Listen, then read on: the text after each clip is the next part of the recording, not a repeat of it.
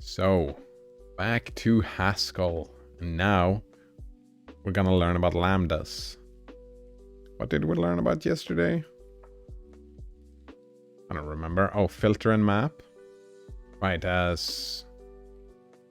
Right, and we're doing higher order functions. So we can use filters and maps instead of doing list comprehensions, for example.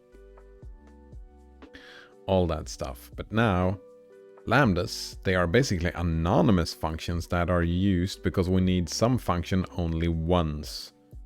Yeah, one-time deal, one-time function, alright. Normally, we make a lambda with the sole purpose of passing it to a higher order function. Okay, to make a lambda, we write a backslash. Because it kinda looks like the Greek letter lambda if you squint hard enough. I mean, it does a little bit, doesn't it? Oh, here he is, yeah. That's the lambda, of course. That's where we saw him. He's right there. And then we write parameters, separated by spaces. After comes, I don't remember what they call this, an arrow, and then the function body. We usually surround them by parentheses, because otherwise they extend all the way to the right.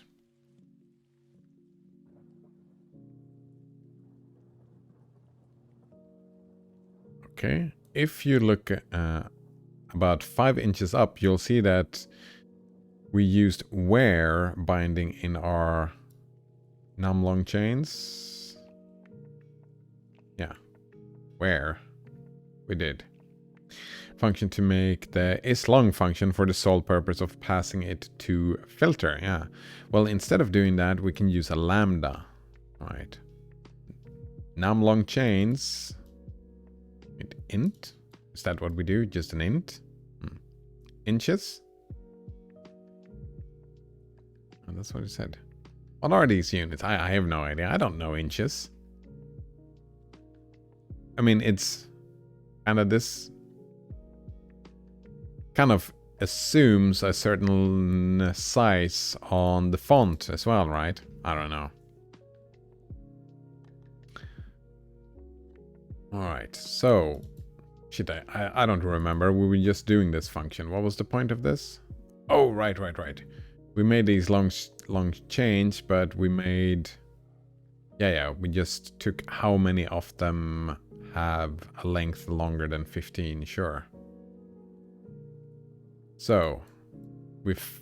right. Exactly, we map the chain thing.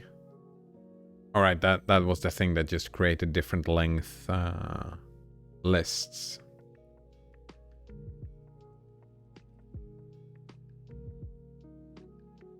Yeah, the math thing. Right, and wait, we do... oh, right. Because up here we just applied it. Where was it? I'm losing track of it. Ah! Yeah, exactly. isLong, this function. Instead of defining the isLong function down here, we can just use a lambda. But doesn't the lambda kind of just... yeah, it feels like a choice as well, that you can use a lambda or you can use the where. The lambda makes it less readable, right?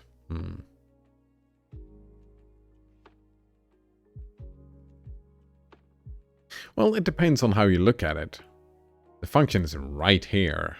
So even though the line becomes a little bit of a mess, like a lot of things are happening, but the function is right here instead of elsewhere. I don't know.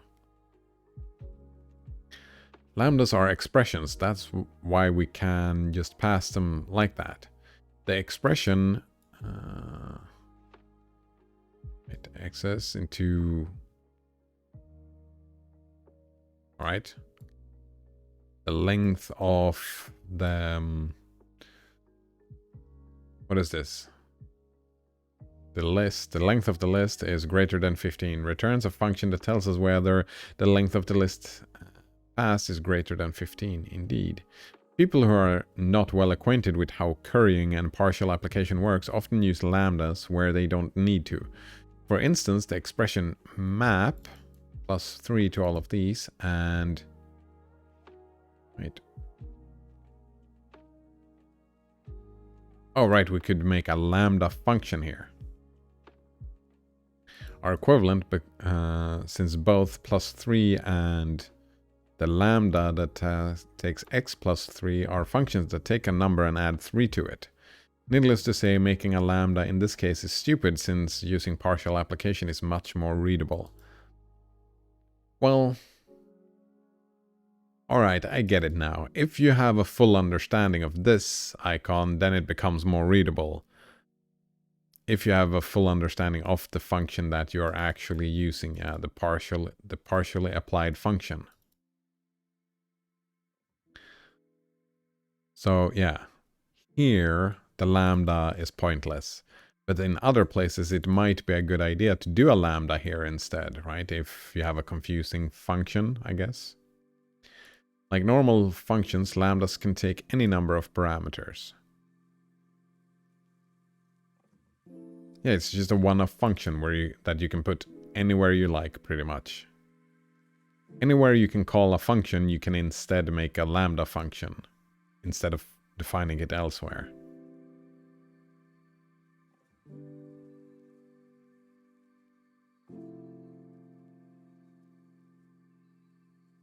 Yeah. Takes a, b, and... Sure, yeah. And like normal functions, you can pattern match in lambdas. The only difference is that you can't define several patterns for one parameter. Like making a list and...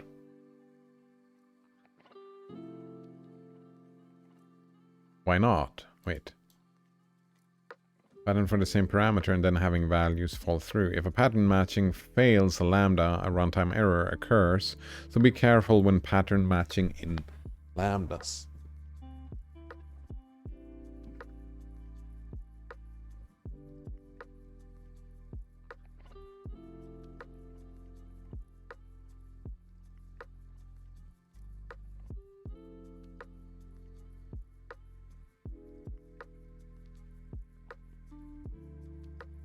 Well, it doesn't matter, right? Even if we could, we wouldn't want to, right? We wouldn't want to. If we need to do this type of several different patterns, then we might as well do a proper function instead of a lambda, I guess. Right? You can map this function to all of this. Nice. Lambdas are normally surrounded by parentheses unless we mean for them to extend all the way to the right. Here is something interesting. Due to the way functions are curried by default, these two are equivalent. Okay.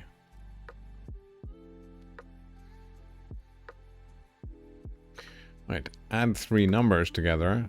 We take the 3 numbers and we add them together. But we could do the equivalent way of add 3, and then we had a lambda function, 3 different lambda functions.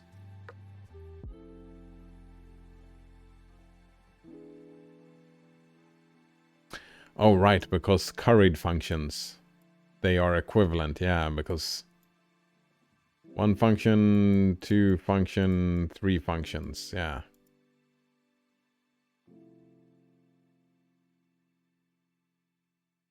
Because functions in Haskell only takes 1 parameter. That's why they're equivalent. Because we have all these functions.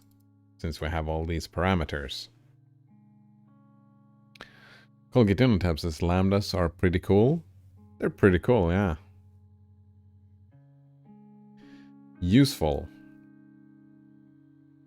If we define a function like this, it's obvious why the type declaration is what it is. There's 3 arrows in both the type declaration and the equation.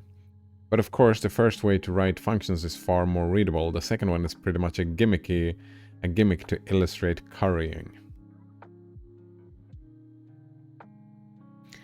Yeah, it's kind of a mess when you try to read it. But then again, you understand Haskell better when you see it like this. However, there are times when using this notation is cool. I think that the flip function is the most readable when it's defined like so.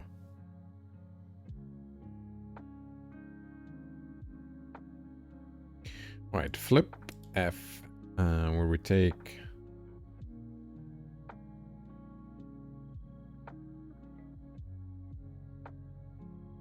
right. We don't use the parentheses. Right, because this is where the arrow comes.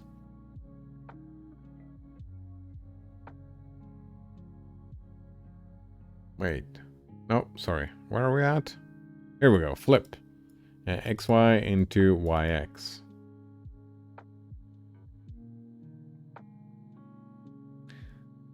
I don't know. Even though that's the same thing as writing flip fxy to fyx, we make it obvious that this will be used for producing new functions most of the time.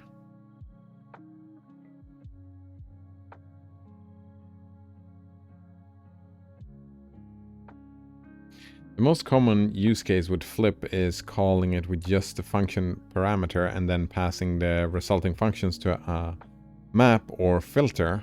So use lambdas in this way when you want to make it explicit that your function is mainly meant to be partially applied and passing on to other functions as a parameter.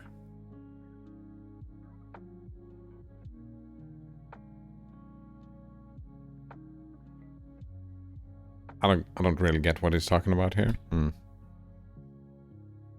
Node says I'm using Next.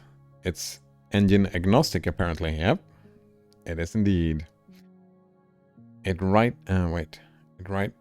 now it seems to work with WebKit and Blink Chromium. Yep, that is what they said. Yeah, it works with WebKit and Blink. I think it's like when you just get it, I think it uses WebKit out of the box.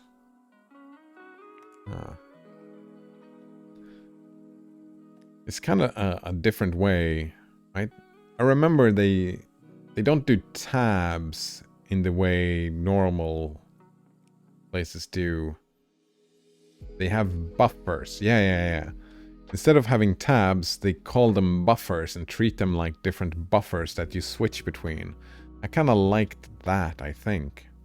You could probably make a tab thing to cycle through the buffers, but yeah.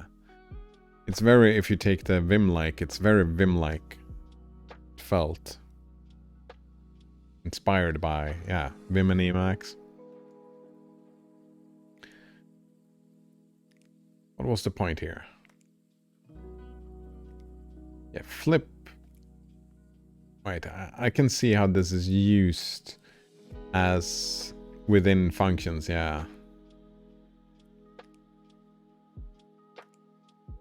Within other larger connections that, oh shit, I need to flip these. It's better to just flip them, yeah. Right. What was this whole thing about? Lambdas. All right, we can just do lambdas. We can put functions within well, wherever we want to. Anonymous functions, that's fine. Only folds and horses. Right. Back when we were dealing with recursion, we noticed a theme throughout many of the recursive functions that operated on lists. Usually we'd have an edge case for the empty list. Yep. We'd introduce the head and tail pattern, and then we do some action that involves a single element and the rest of the list. Yep, I remember that. That's the recursion, right? That we take the tail because we go through the list one item at a time. It turns out that this is a very common pattern, so a couple of very useful functions were introduced to encapsulate it. These functions are called folds. They're sort of like the map function, only they reduce the list to some single value. A fold takes a binary function, starting value, I like to call it the accumulator, and a list to fold up. Wait, are we gonna fold lists now? The binary function itself takes two parameters. The binary function is called with the accumulator, oh right, the starting value, and the first or last element, and produces a new accumulator. Oh man. What are we doing here? Just a lot of new names just thrown in my face. I have no idea what's going on. Then the binary function is called again with the new accumulator, and now new first or last element, and so on. Once we've walked over the whole list, only the accumulator remains, which is what we've reduced the list to. What is happening? Colgate InnoTab says the sunken cost fallacy makes poker players fold less often. That would be optimal for them. I've heard about that, yeah. Sunk cost, indeed. In for a penny, in for a dime. Is that... Oh, in for a penny, in for a pound. There we go. First, let's take a look at the fold L function. Fold list, I'm assuming. No, left fold, okay. Also called the left fold. It folds the list up from the left side. The binary function is applied between the starting value and the head of the list. That produces a new accumulator value, and the binary function is called with that value and the next element, etc. Let us implement sum again, only this time we use a fold instead of an explicit recursion.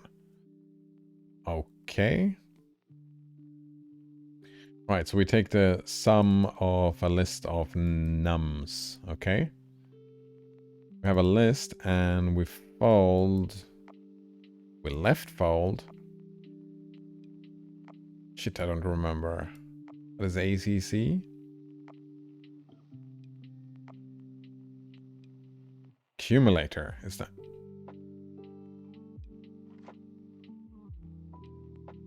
What is this? What does this come from? This is a Lambda function, right? Oh, we call it the accumulator. I get it now. Yeah, we have a function, a Lambda function for the accumulator and the X. Right, and we add them together. Wait, what's the zero thing? This is just confusing. Why are we doing this? Why can't we just do recursion? If we're going to try to learn with recursion, why don't we just program with recursion? Why do we have to, like... I think this is a problem with the book, yeah. We haven't practiced recursion. Not enough to start doing this. Just skipping over the recursion bit. I don't know. Another one says, in for a penny, in for our life savings. Exactly, yeah. Yeah, why are we doing this? How does this help us understand functional programming in Haskell?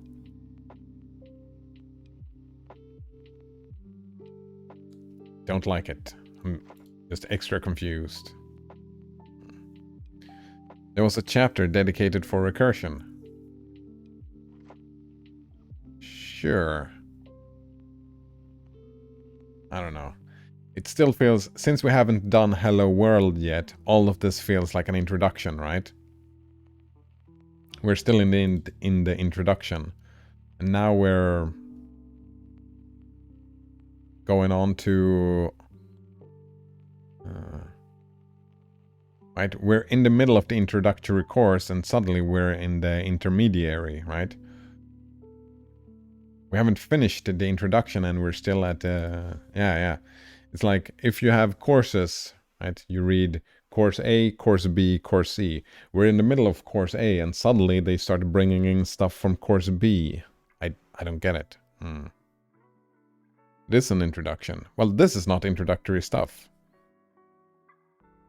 We would just... Introduction would be stay in with recursions and don't do this. Yeah. This sucks. I hate it. Now, says, I'm having trouble with Next. It's not loading my website. It's just a blank page. Shit, I didn't do Next for a long time. Don't you just do :open and then type the URL? That doesn't work?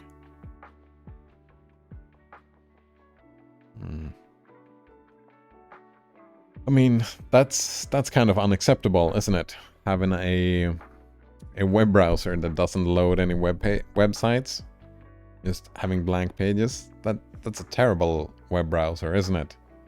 Doesn't show anything. Sounds awful.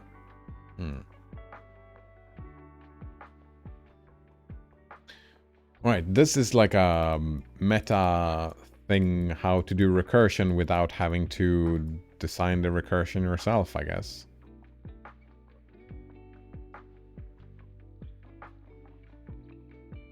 I guess that is, it's a higher order function. Instead of making a recursion, we put a layer of abstraction on top of it. I suppose this is good for someone. I'm not one of them, I guess. Outrunner says, I'm doing Ctrl+L startpage.com. Then when I click enter, it seems to search it with DuckDuckGo. But if I hit Shift Enter, it actually goes to the website.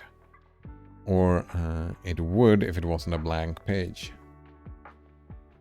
Ctrl+L? Oh, right. I don't remember the key bindings at all.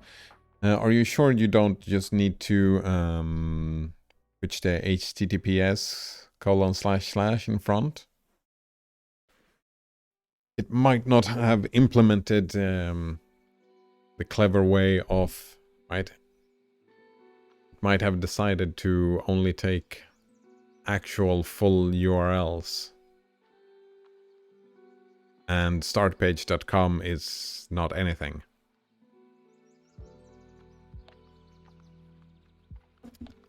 Right? It's a bare bones web browser. And you could, in Lisp, probably go and implement that value, right? If your thing has a dot in it, add HTTPS in front. I don't know. I don't know.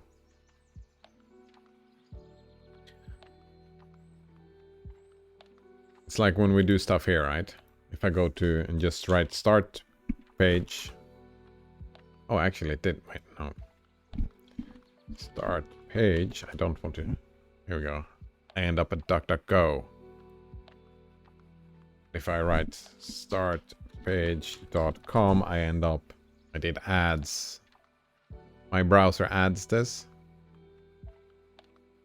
I could definitely see the Next browser not implementing that by themselves.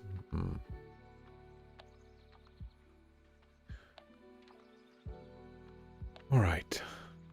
So we make a function that adds them together. I don't know where the 0 comes from.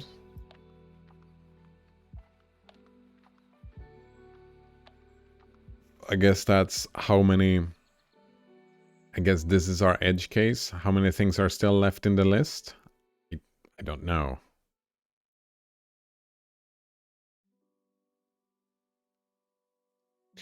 All right, testing. 1, 2, 3. The sum of these are 11. I guess it kind of works. All right, let's take an in-depth look into how this happens. All right, the accumulator thing is the binary function. Okay, 0 is the starting value. Okay, so no, it's not. Okay, so 0 is the starting value for... All right, for this function. Yeah, the accumulator is 0, and then... oh, right, this one, the fold L function, knows to take the head, I assume.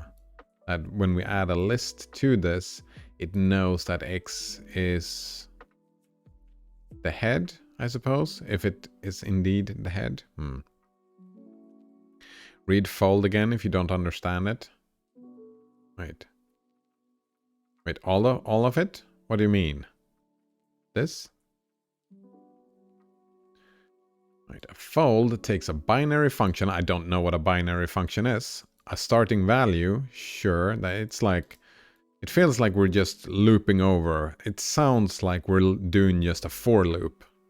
It just sounds like we're doing a for loop, but we're using different language. We're not calling it a for loop, right?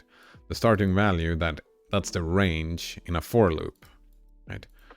For x in range, the starting value is 0, right? We'll see, yeah.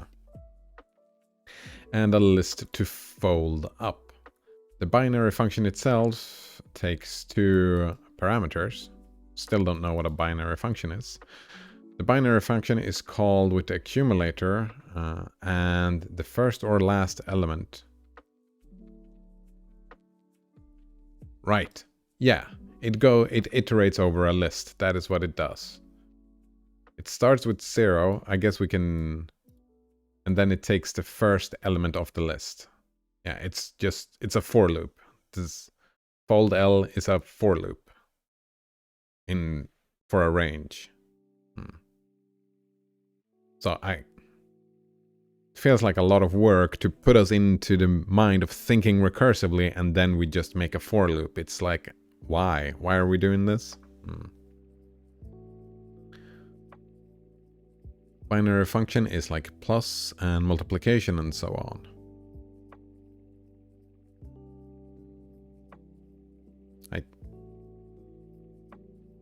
Wait, so binary functions do maths? That sounds weird.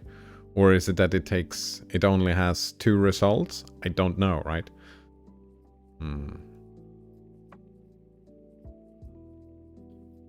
Right. So we just go 0, and then since we're doing it on a list, since fold L folds a list, it just goes on until the list is over. This is a for loop, right? It's just a for loop. 2 parameters. Binary function, okay. 2 parameters. That's a binary function. I get that. So the 2 parameters are the... Wait.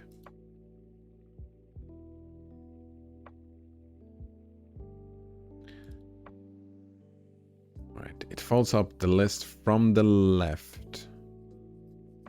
Right, the binary function is applied between the starting value and the head of the list. That produces a new accumulator value, and no, this is not counting elements. Right, since we're doing... If we're just getting one thing out for some... Okay, that's what we're doing. We have a list, right?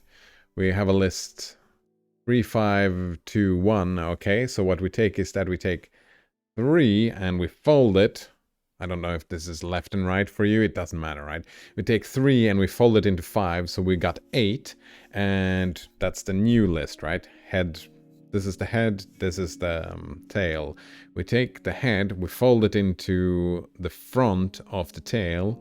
So that's, we got 8. So now we have a new head and a new tail.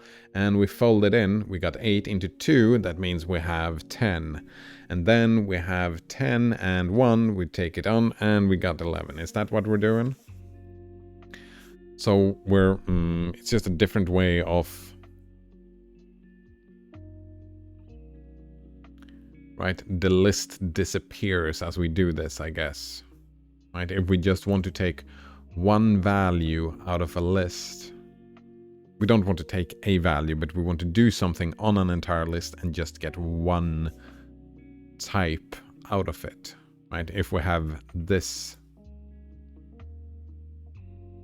If we have this structure of one of our functions, we could use fold to get that. fold left or fold right, right? If we take fold R, I assume we just flip the other way, right? We flip from the end of the list to the front. I'm assuming.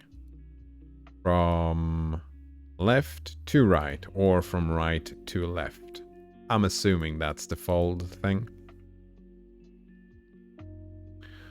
And since we're doing a number, this is the starting off value. Okay. Yeah. This doesn't feel like a recursion anymore. Now we're not thinking with recursions. That makes me sad, yeah. Alright. The binary function. Right, 0 is the starting value and XS is the list to be folded up. Now first, 0 is used as the accumulator parameter to the binary function and 3 is used as the X. Yep. Or the current element. Exactly. It's not the index of the current element, it's the actual current element. So we don't have to do an index thing. It's the actual current element. There we go. That's the difference between a for loop and this. That we don't keep track of the index of the element, we keep track of the actual element. Alright, 0 plus 3 produces 3 and it becomes the new accumulator value, so to speak. Next up, 3 is used as the accumulator and 5 is used as the current element and 8 becomes the new accumulator value. Moving forward, 8 is the accumulator, 2 is the current element. Yeah, exactly. We fold it up. We fold this whole list up. And 11, congratulations, you've done a fold. How to understand this? I still can't figure it out. It's weird. It says in the documentation that websites with no protocol defaults to HTTPS : and if you want to HTTP, you have to manually specify it. That's weird.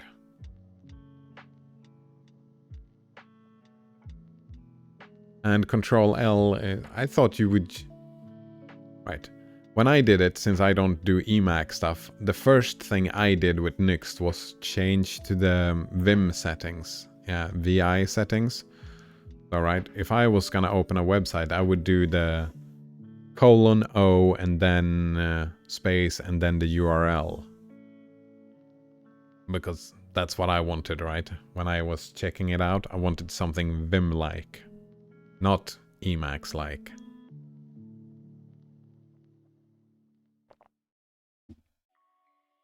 Pro tip, don't use fold R with infinite lists. Yeah, I am assuming that fold L is way more efficient than fold R.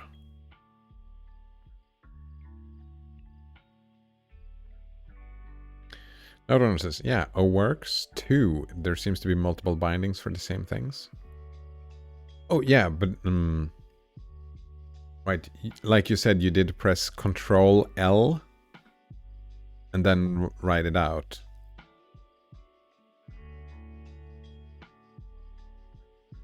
Shit, I don't remember.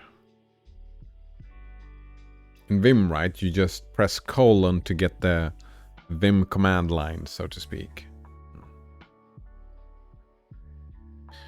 Right, when I type the command window, it doesn't search or filter the commands in the bottom section. When I type in the command window, it doesn't search or filter the commands in the bottom section.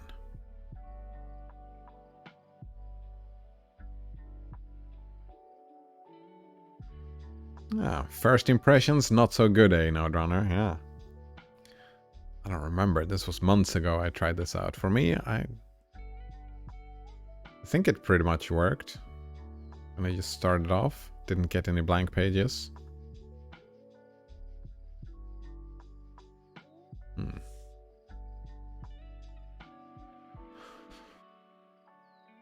Maybe they have broken it. Right. This professional diagram to the left. This one, yeah. Here you see it. Fold it into 3, fold 5 into it.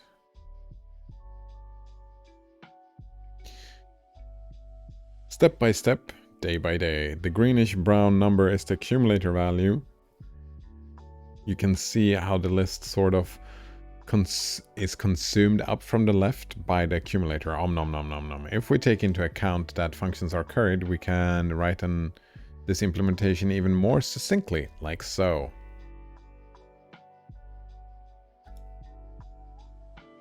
Right, exactly. Fold left. Ah, that was a little bit more readable. Just calling a function that takes a function and an accumulator value. Interesting. Wait, internal pages and pages on the official website work. Oh, I haven't gotten any other sites to load. That sounds weird. Yeah, like the internal pages and official website, those might come with... No, the internal pages come with it. It's like the settings pages, right?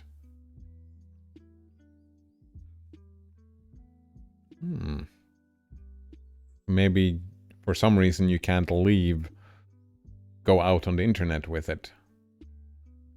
Yeah. Web browser that cannot connect to the web. Nice. It's weird that it only shows a blank page as well, right? That it doesn't give you an error message or anything. Just a blank page. That sounds awful. It's like, what went wrong? Nobody knows. Something went wrong. Did I do something? Did you do something? Nobody knows. Yeah, the settings page loads. I can change to Vim. I mean, it really shouldn't, right? I mean, you can change to Vim and the setting page loads, but the input stuff shouldn't really matter, right? You should just be able to go to any old website.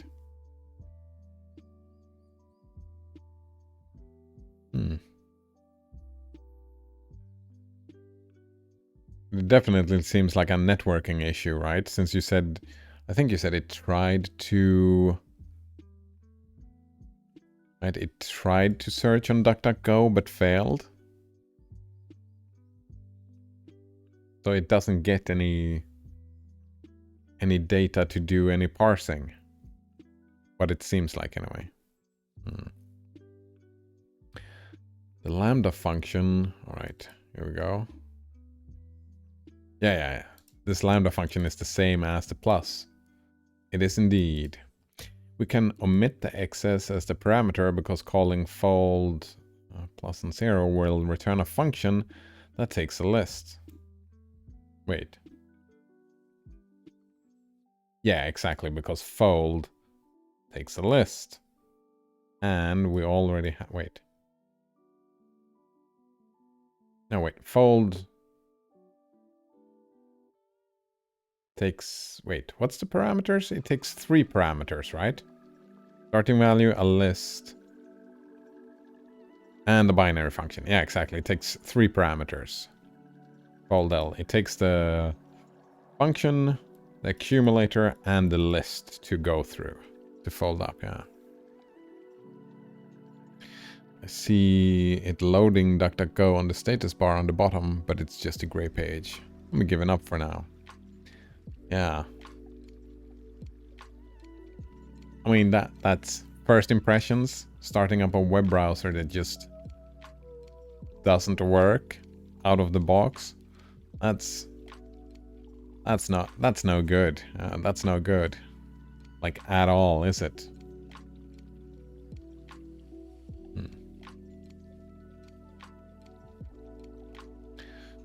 Do remember that I had some problems getting started. Just understanding how to move around and how to get it to work, but I don't think that was one of the problems that I had.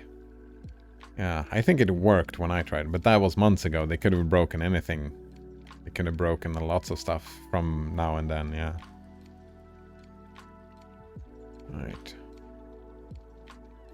Generally, if you have a function like foo a and bar ba, you can rewrite this as foo and then bar b because of currying. Yeah. This is something else that the syntax, I get why it's done, but I don't like it. Yeah. I think this is more readable than this, but if you disagree, that's completely fine. Note says I have had better luck with Surf, USBL, and VimB. Yeah, I've been playing around with Surf, and I've really liked it, except for I cannot follow links with the keyboard for the life of me. I can't get it to work, which is kind of unacceptable. I remember we talking about those. I haven't tried those others two before, but they are abandoned, right, Nodrunner?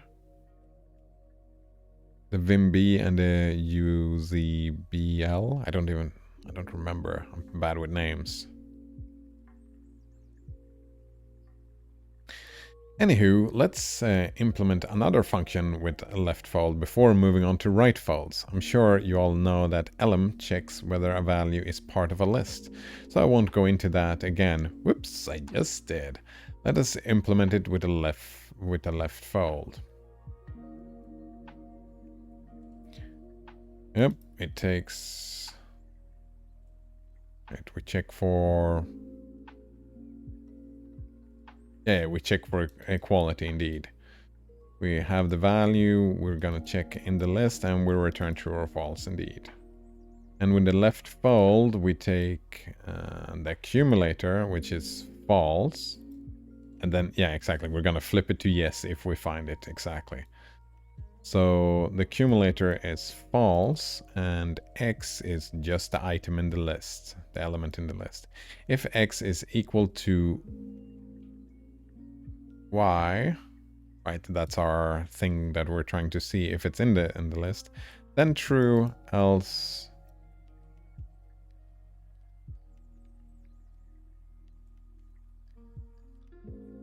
wait.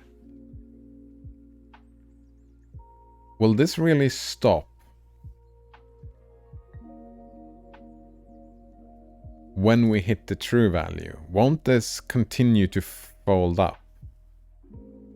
How does it know to stop? Right, if we have an infinite list, or a list of 10 items, and our second item makes this true.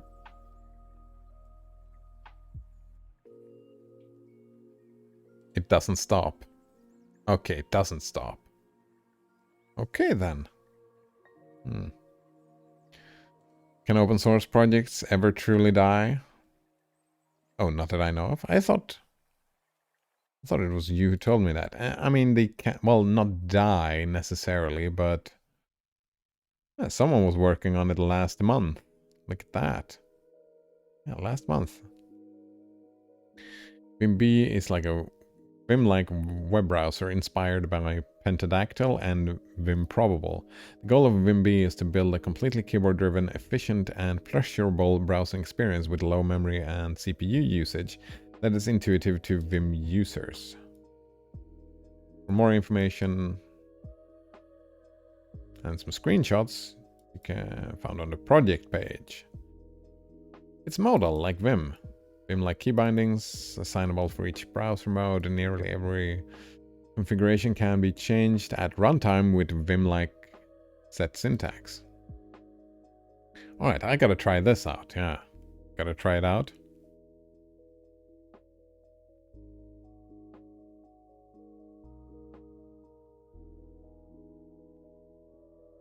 Yeah. What do we use?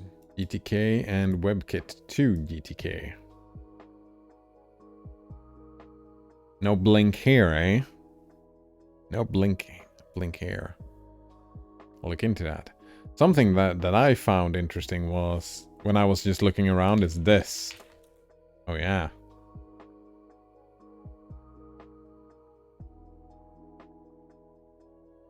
I'm a little bit interested. I started up and tested the actual browser, and it's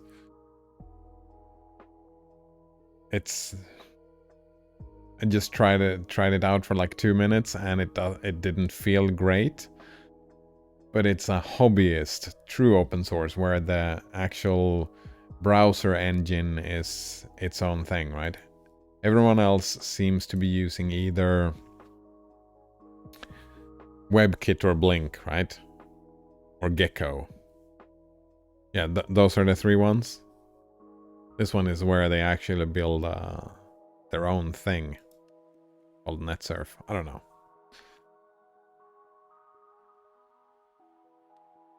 All right.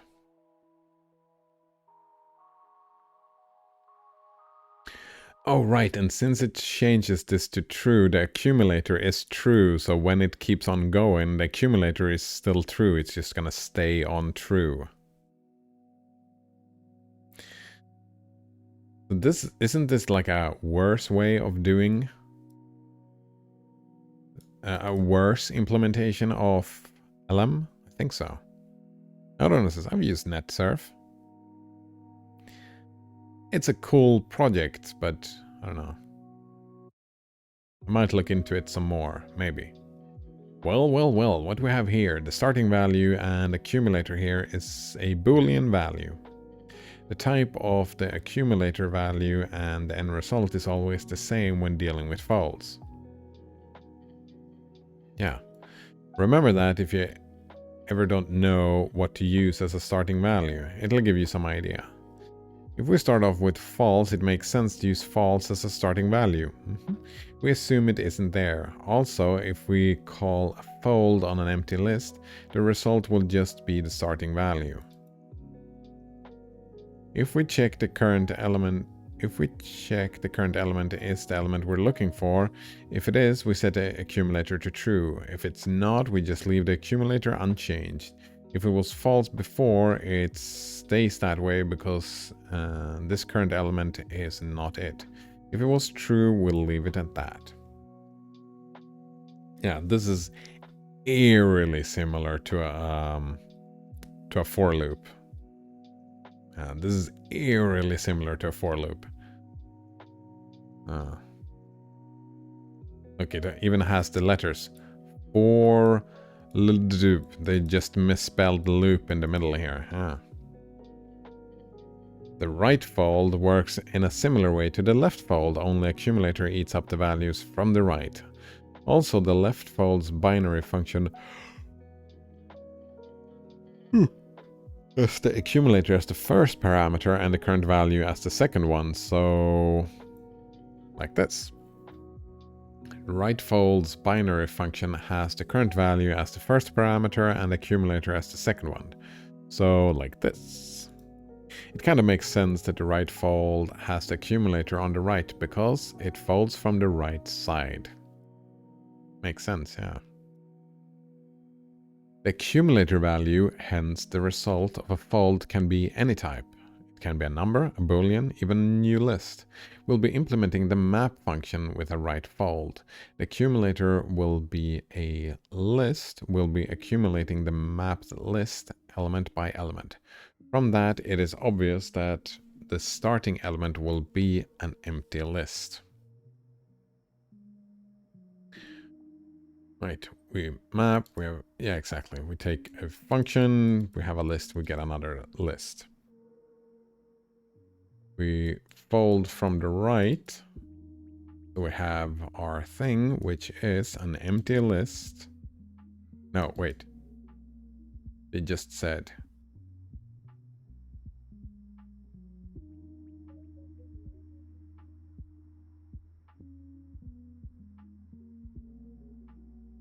Oh yeah, wait. Is this really it? Don't we flip these as well?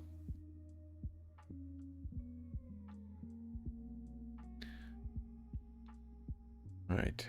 We put X into the accumulator. Yeah, so the empty list is the accumulator, so it kind of feels like they're in the, yeah. They say it makes sense, but I don't like it. Because here, the head of this list is to the left and the accumulator is on the right, but The accumulator here is to the left of this list, where the X comes from, which is just confusing. Would probably have been better to just keep it the other way around. Keep it like this. The accumulator and then the value. Accumulator then the value.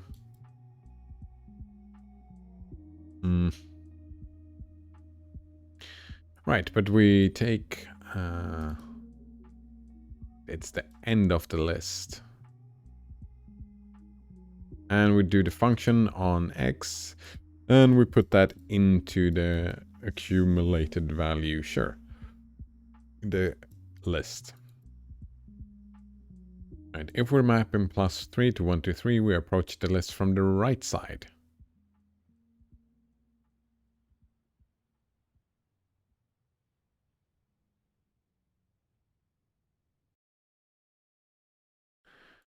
Right, we take the last element, which is 3, and apply the function to it. It ends up being 6, then we prepend it to the accumulator, which was the empty list. 6, add it to the list, and that's new. Now the accumulator. We apply +3 to 2, that's 5. We prepend it to the accumulator, and now it is 5 and 6.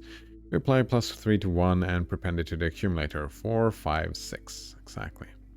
Of course, we could have implemented this function with a left fold too. It would be...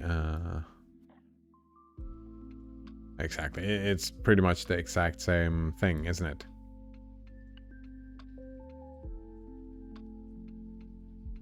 Oh. Right. That's the benefit of the fold right.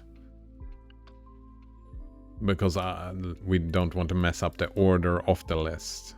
Right, since our accumulator is an empty list, it makes sense to fold right. Otherwise, we might accidentally flip the list if we did a fold left thing. Yeah, the ++ function is much more expensive than just add to the list. So you usually use right folds when we're building up new lists from a list. That makes sense. That makes sense indeed. If you reverse a list, you can do a right fold on it, just like you would have done a left fold and vice versa. Sometimes you don't even have to do that. The sum function can be implemented pretty much the same with a left and a right fold. One big difference is the right folds works on infinite lists, whereas left ones don't. Wait, how does the right fold work on an infinite list? Because you choose the accumulator. Yeah. You choose the accumulator, and the accumulator goes, right? You don't start off infinity, you start off somewhere. To put it plainly, if you take an infinite list at some point and you fold it up from the right, you'll eventually reach the beginning of the list. Yeah, exactly. However, if you take an infinite list at a point and you try to fold it from the left, you will never reach the end. Indeed. Folds can be used to implement any function where you traverse a list once. Element by element, and then returning something based on that. Whenever you want to traverse a list to return something, chances are you want to fold. That's why folds are, along with maps and filters, one of the most useful types of functions in functional programming. Yeah, okay. Folds, maps, filters. The reason why I don't like these is because I don't have a grasp of Haskell, right? If I had a grasp of Haskell and felt good with recursion and list comprehensions, right? Because that's what this is. Recursion and list comprehensions, kinda. They're just higher order functions of these Yeah, it's... I feel that it's too soon for me. Yeah, I'm still at the introduction and I feel like this is when you feel comfortable, not before. Right, the fold one... Wait. Fold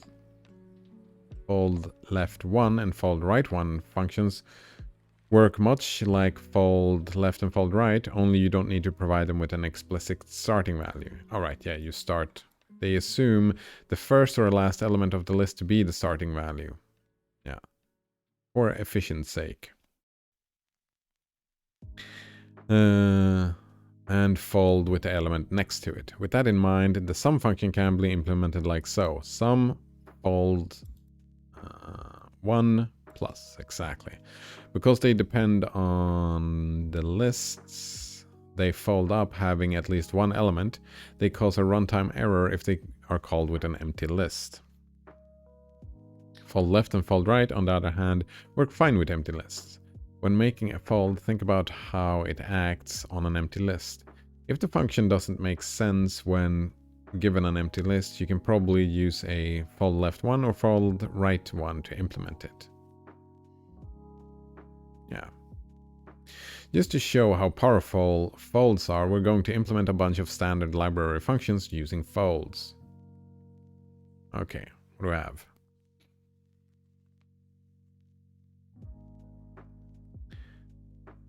Yeah, we fold through. I mean,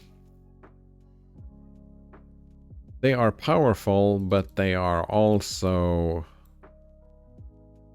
We're missing out. I think we're missing out with the fold. Right? Just calling a regular recursion will stop the list when we're finished, since this one goes throughout the entire list.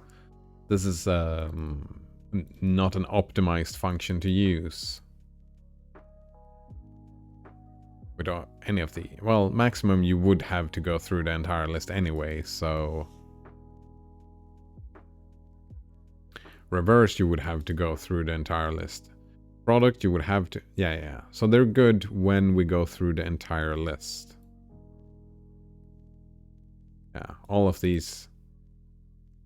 Wait. Well, not this one. Head is no good.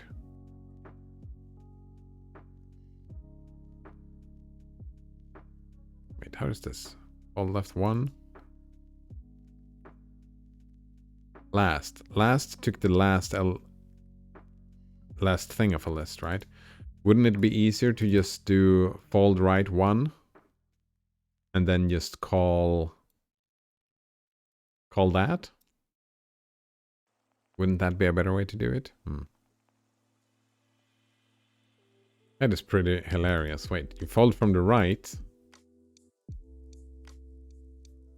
where you create a Lambda function.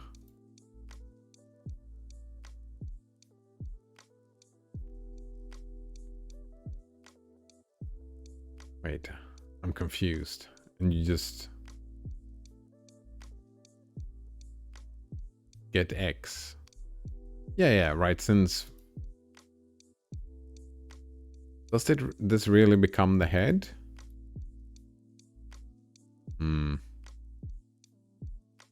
Wolfmunk says I just got 90 incubators from damn it, I can't speak. From that incubator map I made in Scourge. Nice. That's quite a bit, yeah. It's pretty hilarious. I mean, it's a mess. Why would you do this?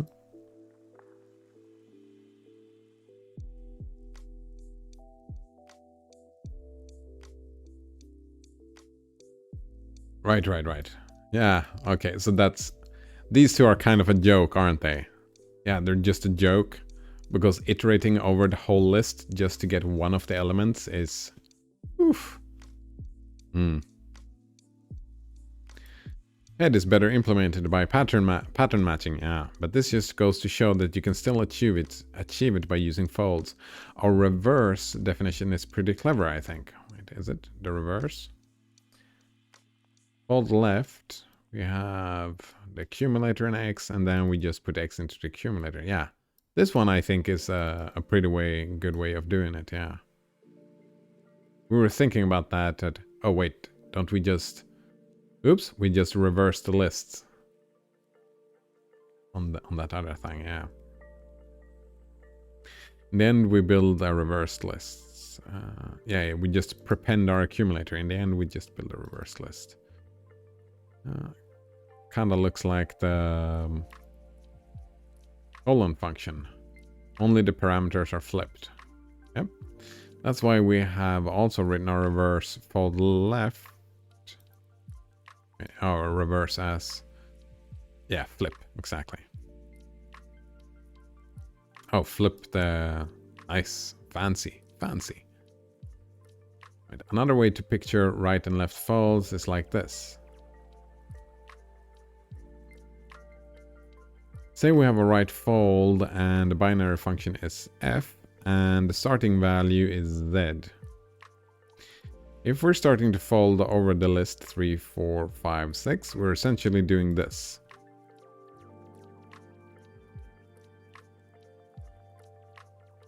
A lot of parentheses here. Right, what are we doing? We're applying the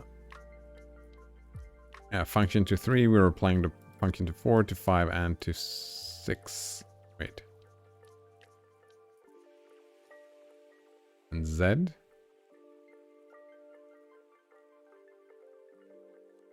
Oh yeah, our accumulator value, because yeah, we're applying the function takes, it's a binary function, it takes 2 parameters. It takes 3 and this. This one takes 4 and this. It's just our edge case in our recursion, exactly. We're doing a recursion and our accumulator is... Well, it's not the... It's still the empty list is our edge case. But it's how we decide how we reach the end of the list. Or the end of the function, I suppose. Not end of the list, but... Yeah, f is called with the last element in the list and the accumulator. That value is given as the accumulator for the next value and so on, exactly. If we take f to be plus and the starting accumulator to be 0, it's, yeah, exactly. Or if we write plus as a prefix function, that's plus 3 and exactly all of those things. Similarly, doing a left fold over that list with g as the binary function and z as the accumulator is the equivalent of... Wait.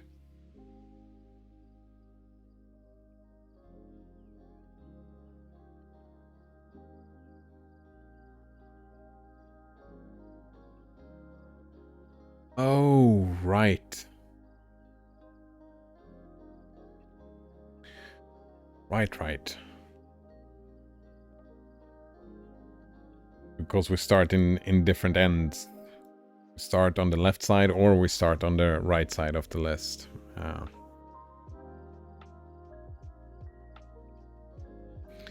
Right. If we use flip, the colon thing, add to list, I don't remember what it's called. Prepend to list. There we go. As the binary function and an empty list as the accumulator. So we're reversing the list. Then that's the equivalent of... Oh wow, that's a mess. And sure enough, if you evaluate that expression, you get... And here we go, the reversed list. Right, scan left and scan right are like fold left and fold right, only they report all the intermediate accumulator states in the form of a list. There is also scan left 1, scan right 1, which are analogous to fold left 1 and fold right 1. Right, when we want to have a new list. Man, I've never, I don't think I've ever done anything where I needed the list.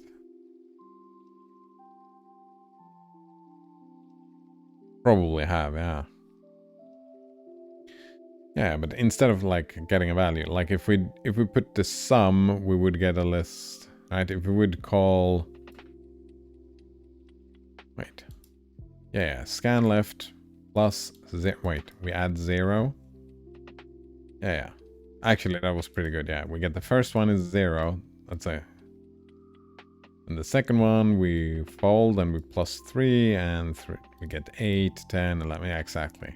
It's the same function we did before. We just, instead of just getting 11 as a result, we get the list of all the results along the way. That makes sense. Easy enough. All right, when using scan left, the final result will be the last element of the resulting list with a scan, while a scan right will place the result in the head. Yep. Scans are used to monitor the progress of a function that can be implemented as a fold. Yep, indeed. Let's answer this question. How many elements does it take for the sum of the roots of all natural numbers to exceed 1000? No idea. To get the squares of all natural numbers, we just do map square root to the infinite list. Yep. Now, to get the sum, we could do a fold. But because we're interested in how the sum progresses, we're going to do a scan. Once we've done the scan, we just see how many sums are under 1000. The first sum in the scan list will be 1. Normally, the second will be 1 plus the square root of 2. The third will be that plus the square root of 3. If there's x sums under 1000, then it takes x plus 1 elements for the sum to exceed 1000. Maths. I mean, we're getting to lunchtime, so maybe, sure. Maths for whoever's interesting. We use take while here instead of filter because filter doesn't work on infinite lists. Even though we know the list is ascending, filter doesn't, so we use take while to cut the scan list off at the first occurrence of a sum greater than 1000. Node owner says, I'm sorting my electronic cables. I sure do have a lot of cables. I'm wrapping them up properly so I don't have a rat's nest this time. Wait, did you have actual rats? Or is that just a thing you say about having awful cable management? I have awful cable management. I'm a mess. I'm so messy. All right. Then we're gonna do the $sign, dollar bills tomorrow, yay? Oh, nice. Colgate Innotabs says, see ya? Yeah, see ya. Right, time to go. Thanks for hanging out, and yeah, have a good one. Yeah. See you next time. No actual rats. Well, that's something good, I guess. Silver linings. Right. Now, take a deep breath, and see you next time. Yeah, cheers.